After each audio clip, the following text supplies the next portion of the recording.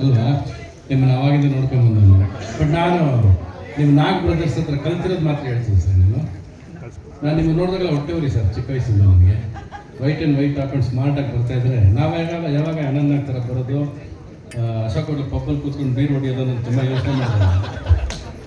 White and white ಹಾಕೊಂಡು ಎಷ್ಟು ಸ್ಮಾರ್ಟಾಗಿ ಬರ್ತಿದ್ರಿ. But ನನಗೆ ನಿಮ್ಮಲ್ಲಿ ನಾಗ್ ಬ್ರದರ್ಸ್ ಹತ್ರ ಕಲ್ತಿದ್ದು ಒಂದು ದೊಡ್ಡ ವಿಷಯ ಸರ್. ನಾನು ಯಾವಾಗ ನೀವು ಯಾರು ಚಿಂತೆಗೆ ಬರೆದು ಪುಸ್ತಕ ಓದ್ಕೊಂಡು ಕ್ರಾಸ್ ವರ್ಡ್ ಪದಲ್ ಮಾಡ್ತಾ ಕೂತಿರ್ತಿದ್ರಲ್ಲ, ಇದು ನಾನು ನಿಮ್ಮನ್ನ ಕಲ್ತಿರೋ ವಿಷಯ sir.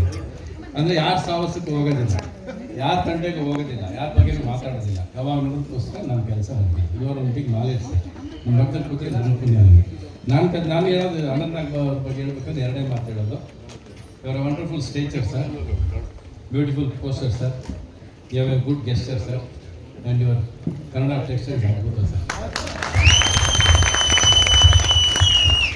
And we are proud sir. ನೀವು ತೊಗೊಂಬಂದ್ರೆ ಅವಾರ್ಡ್ ಅದು ನಿಮ್ದಲ್ಲ ಸರ್, ನಮ್ಮದು. ಈ ಸಮಾರಂಭಕ್ಕೆ ಬರಬೇಕಾದ್ರೆ ಇವ್ರು ಬಂದು ನೀವು ಬರಲೇಬೇಕು ಅಂತ ಕರೆದಾಗ ನೀವು ಬರೀ ದೊಡ್ಡ ವಿಷಯ ನಾವಿದ್ದು ಮಾಡೋ ಸಮಾರಂಭ ಇದು. ಕೆಲವು ಸಮಾರಂಭಗಳು ಸಮಾಧಾನ ಕೊಡುತ್ತೆ, ಸಂತೋಷ ನಿಜವಾಗ್ಲೂ ಕೊಡುತ್ತೆ. ಅಂದರೆ ಅದು ಒನ್ ಆಫ್ ದಿ ಫಂಕ್ಷನ್ಸ್. ಅಂದರೆ ನಿಮ್ಮ ಪದ್ಮಭೂಷಣ ಅವಾರ್ಡು ನಮ್ಗೆ ಅಷ್ಟೇ ಸಂತೋಷ ಆಗಿದೆ sir. We are proud to be with you sir. Thank you. ನಮಸ್ಕಾರ. ನಿಮಗೂ ಕಂಗ್ರ್ಯಾಚುಲೇಷನ್ಸ್ ಪದ್ಮಶ್ರೀ ಅವಾರ್ಡ್. ಧನ್ಯವಾದಗಳು ಸರ್. ಈಗ ನಮ್ಮ ಕಾರ್ಯಕ್ರಮದ ಕೇಂದ್ರ ಬಿಂದು ಆಗಿರುವಂತಹ ಪದ್ಮಭೂಷಣ ಪ್ರಶಸ್ತಿ ಪುರಸ್ಕೃತರಾದಂಥ ಶ್ರೀಯುತ ಅನಂತನಾಗ್ ಸರ್ ಅವರು ದಯಮಾಡಿ ಮಾತಾಡಬೇಕು ಅಂತ ಕೇಳ್ಕೊಳ್ತಾ ಇದ್ದೇನೆ. ಕರ್ನಾಟಕ ಚಲನಚಿತ್ರ ವಾಣಿಜ್ಯ ಮಂಡಳಿಯ ಅಧ್ಯಕ್ಷರಾದ ಸನ್ಮಾನ್ಯ ಶ್ರೀ ನರಸಿಂಹಣ್ಣವರವರೇ, ಎಲ್ಲರೂ ಜನ ಒಂದೇ, ಎಲ್ಲರೂ ಹೇಳುವ ಹಾಗೆ ಇದು ಸಿನಿಮಾ ಪ್ರಪಂಚ, ಇದು ಸಿನಿಮಾ ಕುಟುಂಬ. ಅದಕ್ಕೆ ಎಲ್ಲ ಹಿಂದಿನ ಪದಾಧಿಕಾರಿಗಳೇ ಮತ್ತು ನಮ್ಮ ಇಲ್ಲಿಗೆ ಬಂದ ಚಲನಚಿತ್ರ ರಂಗದ ಎಲ್ಲ ನನ್ನ ಅಣ್ಣ ತಮ್ಮಂದಿರೇ ಅಂತ ಹೇಳೋದು, ಮಕ್ಕಳು ಅಂತ ಹೇಳೋದು ಭಾಳ ಖುಷಿ ಆಗ್ತಾ ಇದೆ ತಮ್ಮದ್ರ ಜೊತೆ ಒಂದು ಭೇಟಿ ಆಗೋದಕ್ಕೆ. ಒಂದು ಕಡೆ ಭಾಳ ಒಂಥರ ಇಮೋಷ್ನಲ್ ಆಗೋ ಚಾನ್ಸಸ್ ಇದೆ ಇಂಥ ಸಂದರ್ಭದಲ್ಲಿ. ಎಲ್ಲರೂ ಎಷ್ಟು ಚೆನ್ನಾಗಿ ಮಾತಾಡಿದ್ರು ಅಂತ ಹೇಳಿದರೆ ನನಗೆ ಎಲ್ಲರೂ ಕುರಿತು ಏನು ಹೇಳ್ತಾ ಹೋಗಲಿ ಅಂತ ಮಾಡ್ಕೊಂಡು ಇಷ್ಟು ಜನ ಮಾತಾಡಿದರು ಇಷ್ಟು ಅಂತ ತಿಳ್ಕೊಂಡು ಕಡೆಗೆ ಅದು ನೆಗೆಟಿವ್ ಪಾಸಿಟಿವ್ ಇಲ್ಲದೇ ಇರ್ತಾರೆ.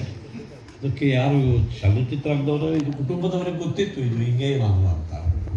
ನನ್ನ ಸ್ವಭಾವ ಏನು, ನನ್ನ ಏನಂತಾರೆ ಇಡಿಯೋಸಿಂಕ್ರಸಿಸ್ ಅಂತ ಅವಕ್ಕೆ ಇಂಗ್ಲೀಷಲ್ಲಿ, ಅವೆಲ್ಲ ಏನು ಅಂತ ನಮ್ಮ ಚಲನಚಿತ್ರದಲ್ಲಿ ಬಿಡಿಸಿ ಯಾರು ಹೊರಗಿಂದ ಬಂದಿದ್ದಾರೆ ಅದೆಲ್ಲ ನಿಜ ಅಂತ ತಿಳ್ಕೊಬೇಡಿ, ಅದೆಲ್ಲ ಆ್ಯಕ್ಟಿಂಗ್ ಅಂತ ತಿಳ್ಕೊಬೇಡಿ.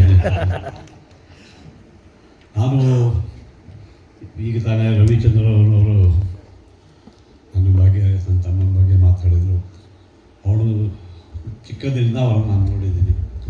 ಅವ್ರ ತಂದೆಯಾದ ವೀರಸ್ವಾಮಿಯವರು ನನ್ನನ್ನು ಬೆಳೆಸಿದರು ಅನ್ನೋದೊಂದು ಕೂಡ ಈ ಸಂದರ್ಭದಲ್ಲಿ ನಾನು ಬಹಳ ಗೌರವದಿಂದ, ಬಹಳ ಒಂದು ಧನ್ಯತಾ ಭಾವದಿಂದ ನಾನು, ಯಾಕಂದರೆ ಆ ಮೊದಲ ಪಾತ್ರ ಅವರಿಗೆ ನೀನೊಬ್ಬನೇ ಮಾಡಬಲ್ಲ ಅಂತ ಹೇಳಿ ನನಗೆ ನಾರದ ವಿಜಯ ಚಿತ್ರದಲ್ಲಿ ಅವರೇ ನಿರ್ಮಾಪಕರಾಗಿದ್ದರು ಆ ಸಂದರ್ಭದಲ್ಲಿ. ಅದಕ್ಕೆ ಹೇಳ್ತಾ ಇದ್ದೀನಿ.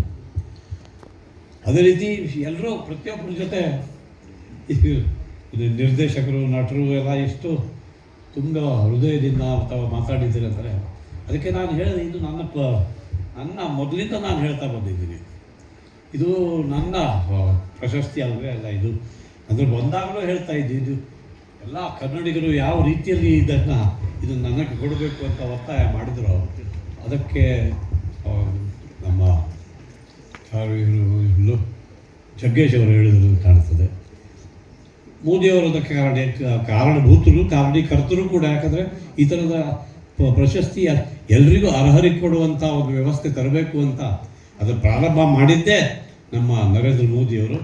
ಅದು ಕನ್ನಡ ಚಲನಚಿತ್ರ ಮಾತ್ರ, ನಮ್ಮ ಚಿತ್ರರಂಗ ಮಾತ್ರವಲ್ಲ, ಇಡೀ ಕರ್ನಾಟಕ ಹೇಳಿದ್ರಿಂದ ಅದು ನನಗೆ ಇವತ್ತು ಅದು ದಕ್ಕಿದೆ.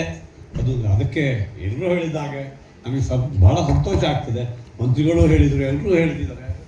ಇದು ನನಗೆ ಮಾತ್ರ ಅಲ್ಲ, ಇದು ಎಲ್ಲರೂ ತಮ್ಮೆಲ್ಲರದ್ದು ಕರ್ನಾಟಕಕ್ಕೆ ನಾನು ಮೊದಲ ದಿವಸವೇ ಅದನ್ನು ಅರ್ಪಿಸಿದ್ದೇನೆ ಅಂತ ಈ ಸಂದರ್ಭದಲ್ಲಿ ಹೇಳ್ತಾರೆ.